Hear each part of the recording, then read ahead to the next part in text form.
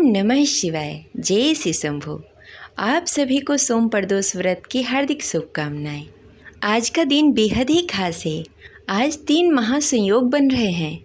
आज सोमवार के दिन के साथ प्रदोष व्रत भी है और उसके साथ साथ मासिक शिवरात्रि भी है। आज का यह पावन दिन आषाढ़ मास की कृष्ण पक्ष की त्रयोदशी तिथि अर्थात प्रदोष व्रत है। इसके साथ मासिक शिवरात्रि भी है। आज के दिन भगवान भोलेनाथ और माता पार्वती की पूजा आराधना की जाती है।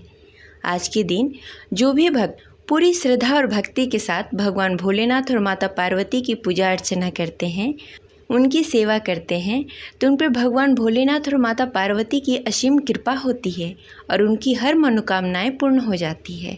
जब भी प्रदोष व्रत सोमवार के दिन पड़ता है तो वह सोम प्रदोष व्रत के नाम से जाना जाता है।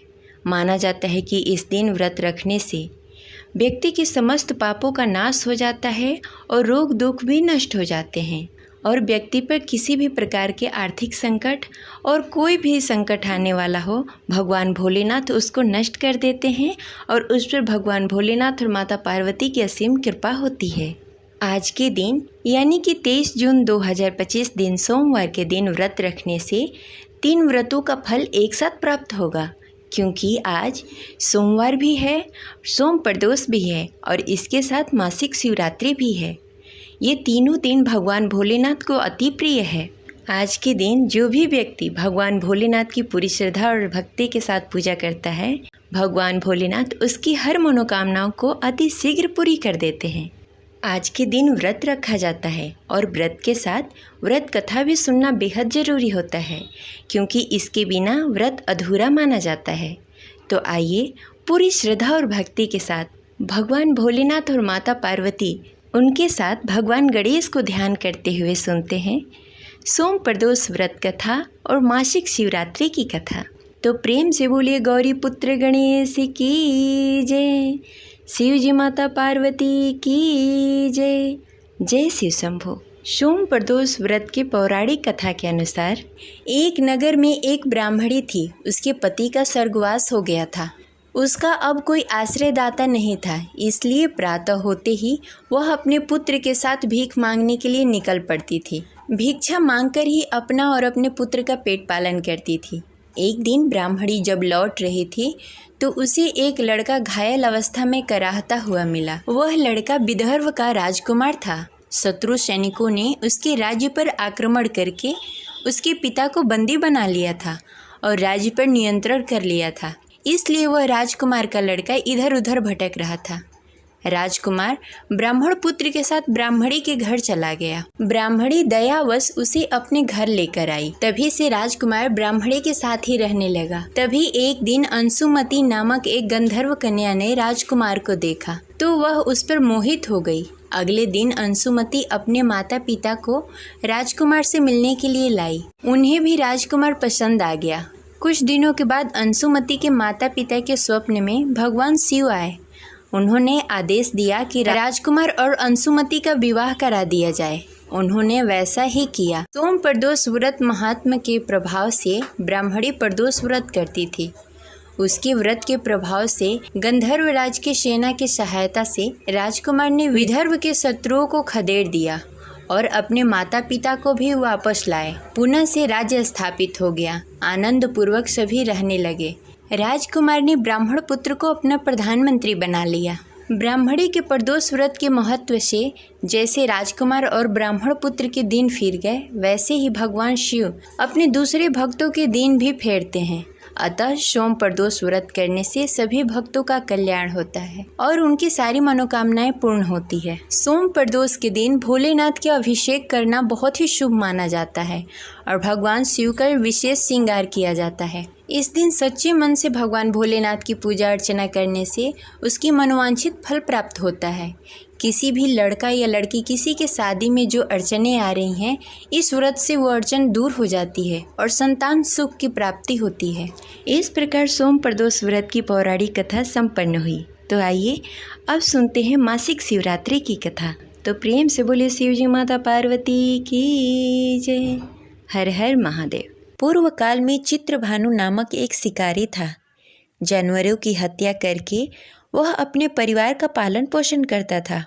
वह एक साहूकार का कर्जदार था, लेकिन शिकारी साहूकार का ऋण नहीं चुका सका। इस कारणवश साहूकार ने शिकारी को शिव मठ में बंदी बना लिया।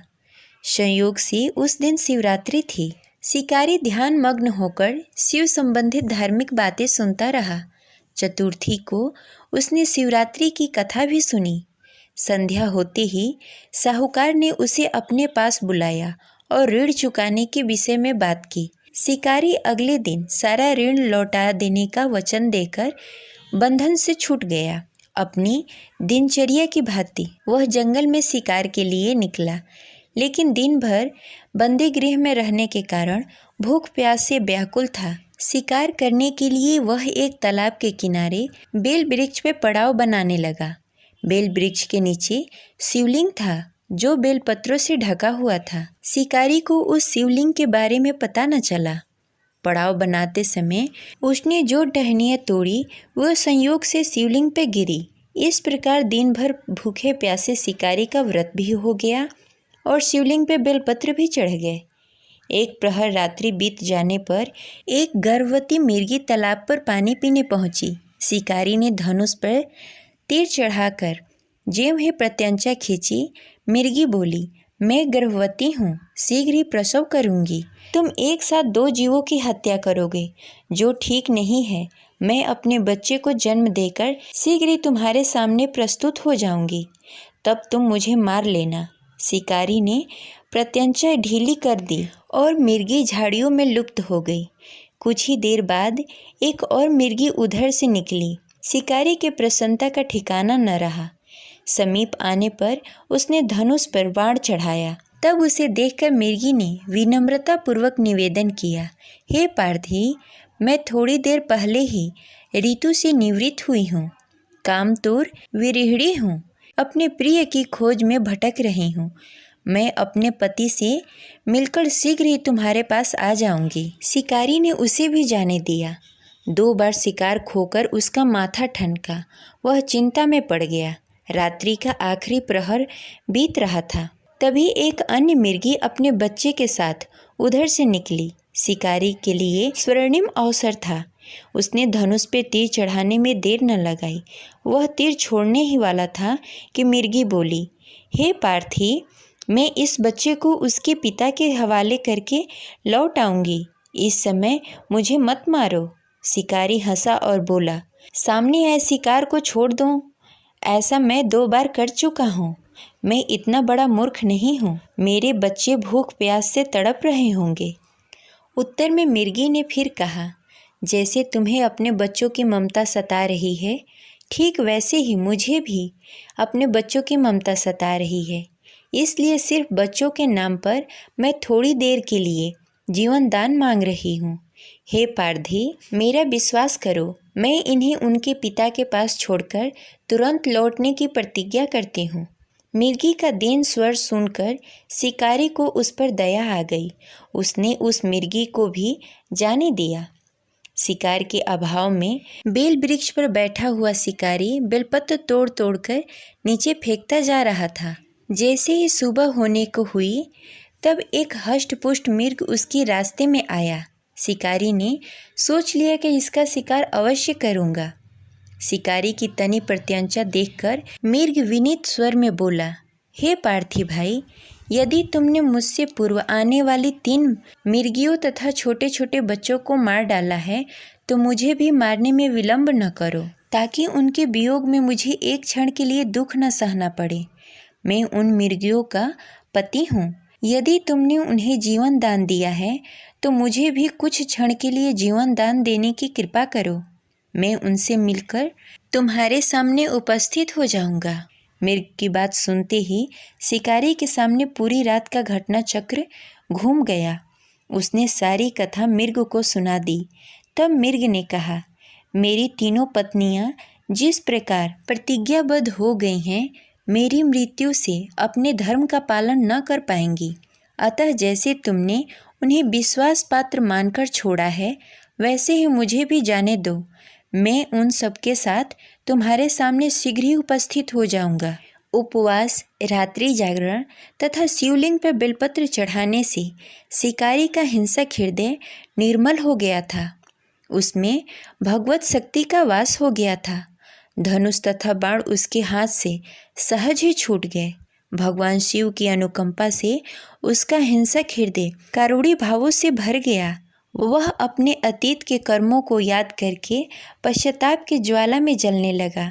थोड़ी ही देर बाद मृग सपरिवार शिकारी के समक्ष उपस्थित हो गया ताकि वह उसका शिकार कर सके, किंतु जंगली पशुओं की ऐसी सत्यता, सात्विकता एवं सामूहिक प्रेम भाव को देखकर शिकारी को बड़ी ही ग्लानि हुई। उसके नेत्रों में आंसुओं की झड़ी लग गई।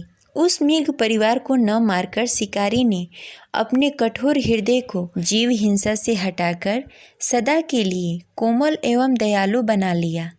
देवलोक के समस्त देव समाज भी इस घटना को देख रहे थे। उनके ऐसा करने पर भगवान शंकर ने प्रसन्न होकर तत्काल उसे अपने दिव्य स्वरूप का दर्शन कराया तथा उन्हें सुख समृद्धि का वरदान देकर निषाद राज गुह नामक नाम प्रदान किया। यही वह निषाद राज गुह था जिसके साथ भगवान श्री राम ने मित्रता की थी। इस प्रकार महाशिवरात्रि पूजन पौराणिक व्रत कथा समाप्त हुई। प्रेम से बोलिए ओम नमः पार्वते पते हर हर महादेव। जय शिव शंभो।